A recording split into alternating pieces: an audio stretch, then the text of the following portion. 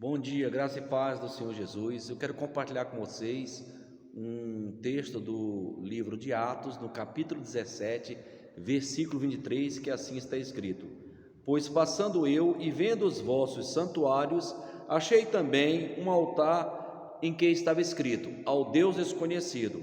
Ora, esse que vós honrais sem conhecer, é esse que eu vos anuncio, o Deus que fez o mundo e tudo o que nele há, sendo ele Senhor do céu e da terra, não habita em templos feitos por mãos de homens, nem tampouco é servido por mãos de homens, como que necessitando de alguma coisa, porque ele mesmo é quem dá a todos a vida e a respiração e todas as coisas. De um só fez todas as nações dos homens, para habitarem sobre toda a face da terra, determinando-lhes os tempos já dantes ordenado e os limites da sua habitação. Deus fez isto para que o buscassem e talvez tateando o pudesse encontrar, ainda que não está longe de cada um de nós, pois nele vivemos e nos movemos e existimos, como também alguns dos vossos poetas disseram, somos também sua geração.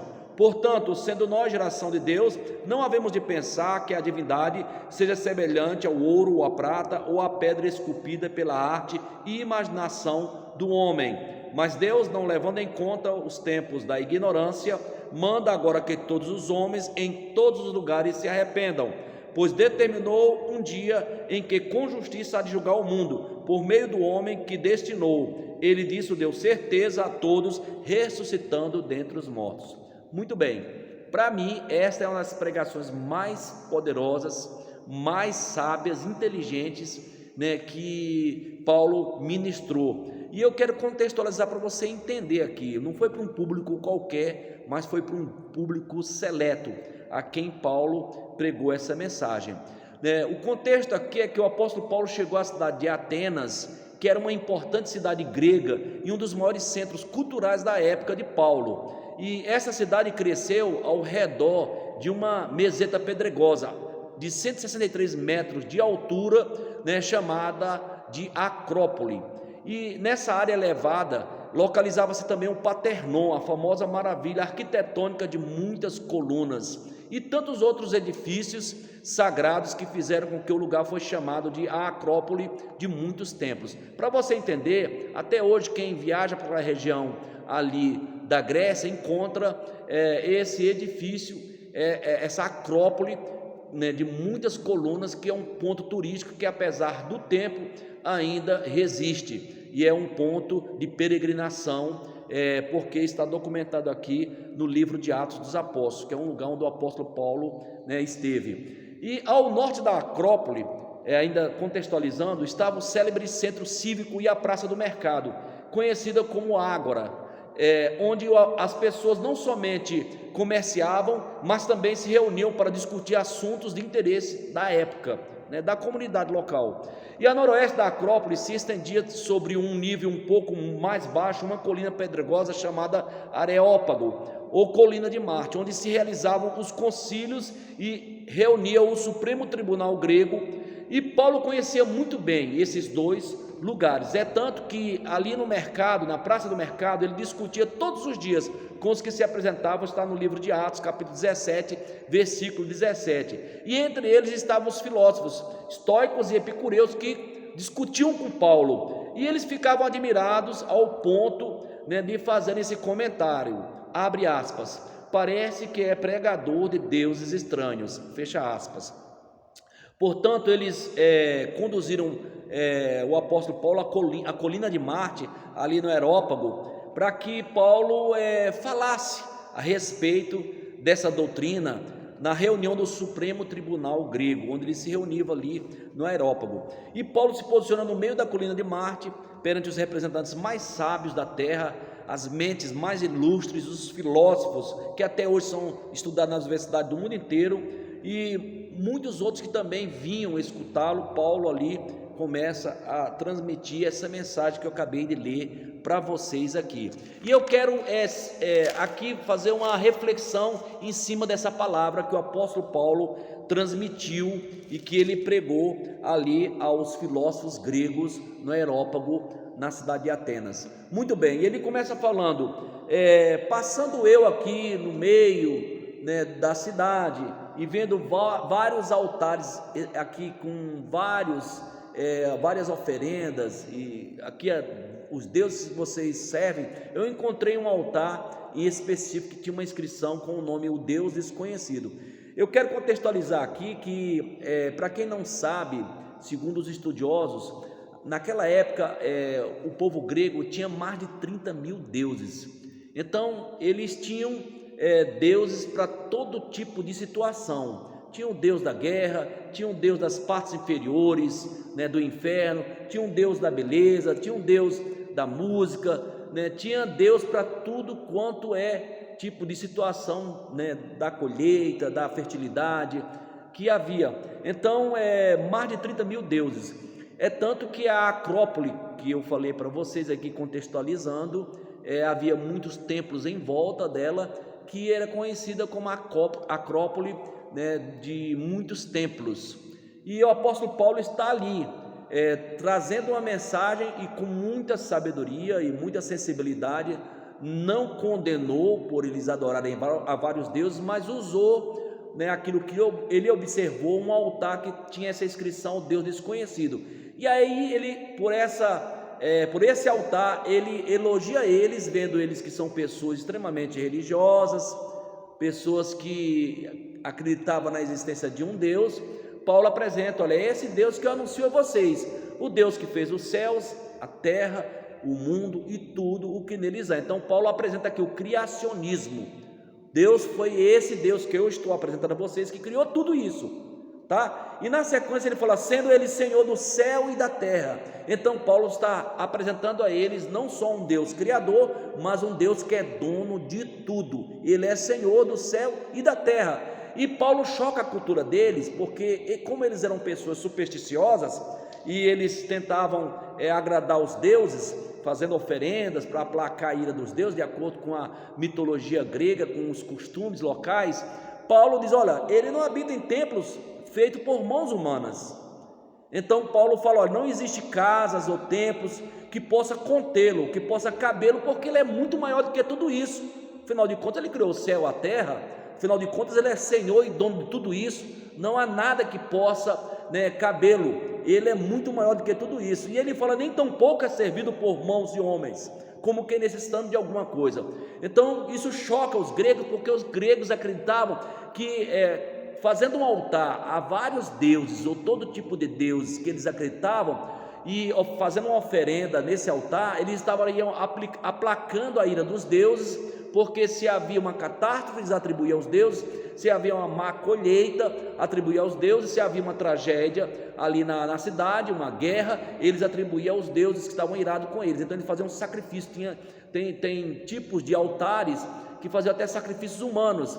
Então eles acreditavam que tinham que servir esses deuses e fazer alguma coisa para esse Deus, para agradar esses deuses e alcançar o favor desses deuses. E Paulo fala, não, né, esse Deus que eu anuncio a vocês, ele não é servido por mãos humanas, como que necessitando de alguma coisa, tá? Porque é ele mesmo quem dá a vida, a respiração, né, e todas as coisas a todos.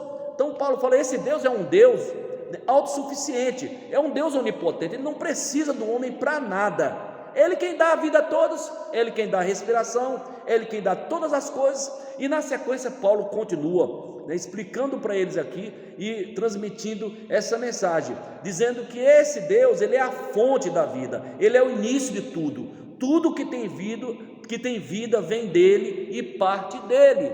Então ele é o princípio e o fim de todas as coisas. E aí o apóstolo Paulo fala, olha, de um só fez todas as nações dos homens. Então mais uma vez o apóstolo está aqui mostrando que esse Deus criou o homem, e a partir de um único homem, ou do protótipo de Deus, que foi o primeiro homem e a primeira mulher, a partir desse casal é que surge todas as nações, povos, tribos e línguas da face da terra. E aí Paulo continua explanando essa mensagem e sintetizando todo o Antigo Testamento para depois apresentar as boas novas na pessoa de Jesus Cristo. E ele continua falando aqui, foi ele que criou o homem, lhe deu a vida, e a partir desse homem todos os povos, nações, tribos e línguas, e determinando os tempos já dantes ordenado e os limites da sua habitação. Ou seja, Deus está no controle do tempo, do cronos que os gregos conheciam, que se refere ao tempo. E esse Deus é um Deus atemporal, ele não sofre a ação do tempo, ele está fora do tempo, mas ele está no controle do tempo, e ele que estabeleceu os limites da habitação do homem. Então é ele que determina, ele impõe limites. Paulo está falando aqui, e na sequência ele fala aqui, olha, tudo o que ele fez foi para que o homem buscasse, ainda que tateando tentasse encontrá-lo. Aqui o apóstolo Paulo fala que tudo que Deus criou é para que Deus mostrasse para o homem que existe um único Deus verdadeiro, que criou todas as coisas, e que o homem, na curiosidade, na ânsia e no desejo de buscar a revelação, o conhecimento e a verdade sobre a existência da criação e desse Deus, ele o buscasse e porventura tateando pudesse encontrá-lo. Mas a própria natureza, como diz nos Salmos, revela a glória de Deus e o firmamento o seu poder. E Paulo está falando aqui, tá, que esse Deus, apesar de ter criado tudo, é um Deus que é espírito. O melhor conceito sobre Deus está no Evangelho de João, no capítulo 4, quando a mulher samaritana está perguntando a Jesus, e Jesus fala: Deus é espírito, e é necessário que aqueles que o adorem em espírito e em verdade, porque são a tais adoradores que Deus procura. Então o melhor conceito sobre Deus está aí: Deus é espírito. Então só quem busca de todo o coração quebrantado, contrito, reverente, vai encontrar esse Deus verdadeiro e conhecê-lo verdadeiramente, porque esse Deus se revelou na pessoa do seu Filho, Jesus Cristo, como diz o autor do livro de Hebreus, no capítulo 1, que diz que o Filho é o esplendor da sua glória e a expressa imagem da sua pessoa. Então, amados, continuando aqui, voltando ao texto e analisando aqui para a gente aprender, com essa pregação do apóstolo Paulo, ele fala aqui, olha, que ainda que este Deus não está longe de cada um de nós, pois nele vivemos e nos movemos e existimos.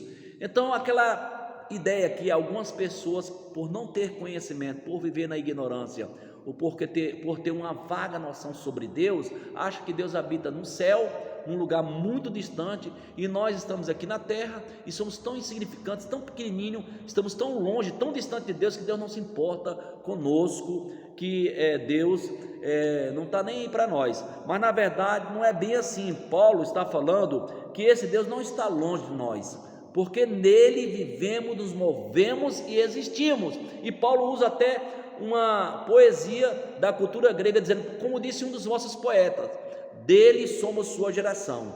Ou seja, Deus é um Deus muito mais presente do que muita gente imagina.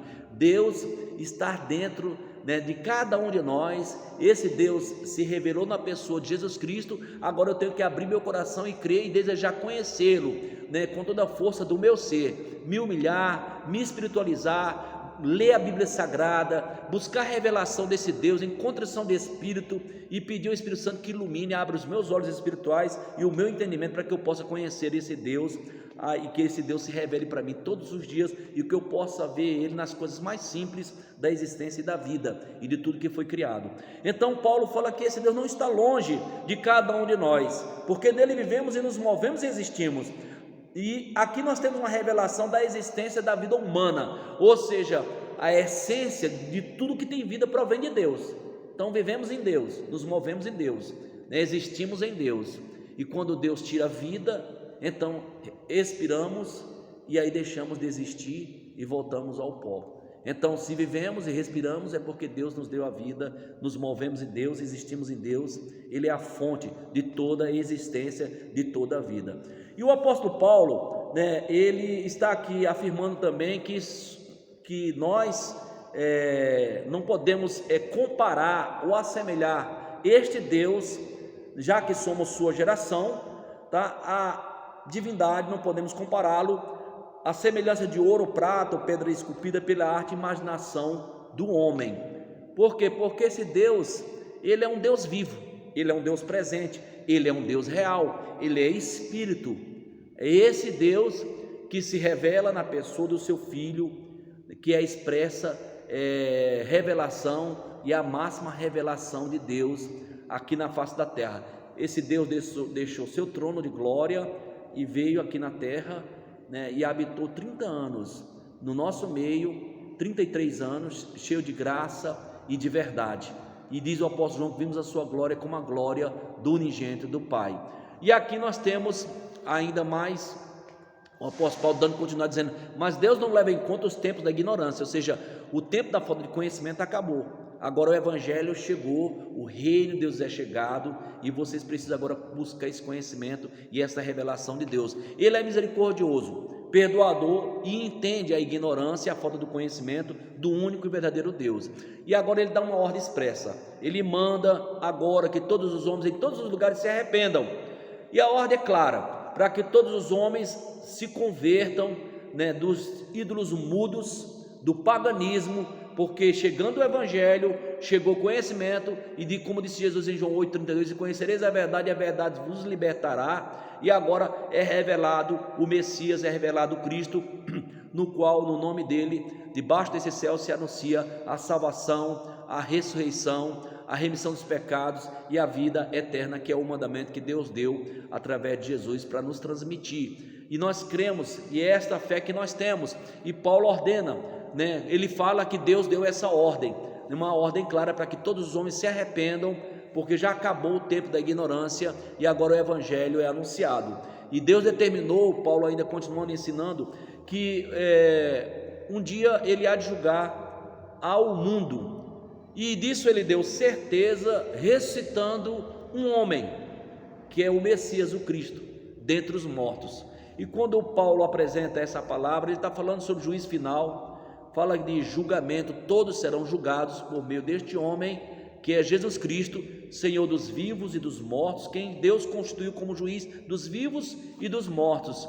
E ele deu certeza disso porque ele ressuscitou a Jesus. Então Paulo sintetiza aqui o Antigo e o Novo Testamento, ou seja, ele resume, tá, o evangelho completo. Ele fala do criacionismo, tudo ele criou, da soberania e o senhorio, porque ele é Senhor do céu e da terra, da onipresença, porque ele habita em todos os lugares, não há templo, nem construção humana criada pelo homem que possa conter esse Deus, porque ele está em todos os lugares ao mesmo tempo. E Paulo aqui ele fala que ele é todo poderoso, não precisa do homem para nada, tá? O homem é que precisa de Deus. Ele é a fonte da vida, de tudo que existe e respira, tudo provém de Deus. E de um único homem ele criou todos os povos, ou seja, todos os povos, raças, tribos, línguas e nações surgiu de um único homem que Deus criou, o protótipo, o primeiro homem. E aí daí em diante Paulo fala, ele estabeleceu limites para o homem, tá? E ele está no controle do tempo, ele é um Deus atemporal, está fora do tempo, e ele que está no controle do tempo, ele que determina os limites da habitação do homem. E aqui ele fala, nele vivemos e nos movemos e existimos, somos sua geração. Então Paulo está mostrando que existimos em Deus, nos movemos por ele e vivemos em Deus. Então tudo é Deus que dá vida, a respiração a todos. E Deus, ele não podemos achar que Deus ele é semelhante ao ouro, à prata ou à pedra esculpida pela arte e imaginação do homem. Deus é espírito, e é necessário que aqueles que o adorem em espírito e em verdade. Paulo está explicando isso aqui para os filósofos.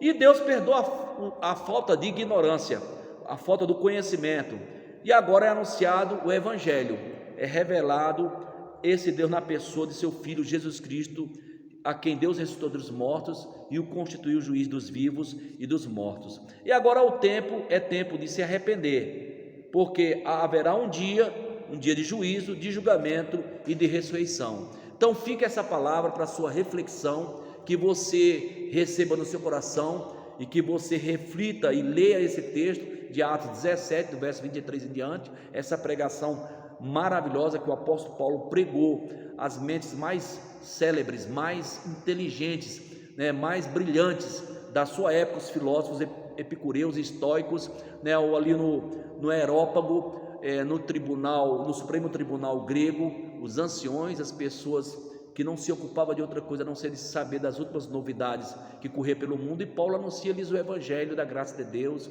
das boas notícias de salvação para toda a humanidade, na pessoa do Messias, o Cristo, o Filho de Deus vivo que veio ao mundo para nos salvar. Eu quero fazer uma oração e abençoar a sua vida e convidar você a refletir, a reconhecer, a se arrepender, pedir perdão a Deus e crer de todo o seu coração nesse Deus maravilhoso. Então vamos orar. Ore comigo, faça essa oração e repita assim, diga: Senhor Deus, Criador do céu e da terra, eu creio que Jesus Cristo é o Filho de Deus e que Ele veio ao mundo para nos salvar, que Ele sofreu, foi crucificado, morreu, foi sepultado, mas ressuscitou ao terceiro dia, e que no seu nome se anuncia a salvação, a remissão dos pecados, a ressurreição da carne, a vida eterna. Então, Senhor Jesus, perdoa os meus pecados, lança no mar do esquecimento e escreve meu nome no livro da vida. Faz de mim o tipo de pessoa que o Senhor deseja que eu seja, porque eu entrego a minha vida, a minha casa, a minha família no teu altar, nas mãos de Deus, e peço que o Senhor, ó Deus, escreva meu nome no livro da vida, para que eu possa entrar na cidade santa pelas portas e comer do fruto da árvore da vida que está no paraíso de Deus. É a oração que eu faço no nome de Jesus, amém e amém. Se você orou comigo assim e recebeu essa palavra, então comente aí embaixo do vídeo, dê o like, compartilhe essa mensagem, e através desse vídeo fale do amor de Deus para alguém da sua família, algum familiar, e de uma certa forma você vai estar nos ajudando e ao mesmo tempo transmitindo esse evangelho eterno a outras pessoas e abençoando. Assim como foi bom para você, será bom também para os seus familiares, seus amigos e conhecidos. Então, um beijo no coração, se inscreva no nosso canal, tá? E nos ajude a cumprir essa missão. E fique com Deus até uma outra oportunidade, se assim o Senhor nos permitir.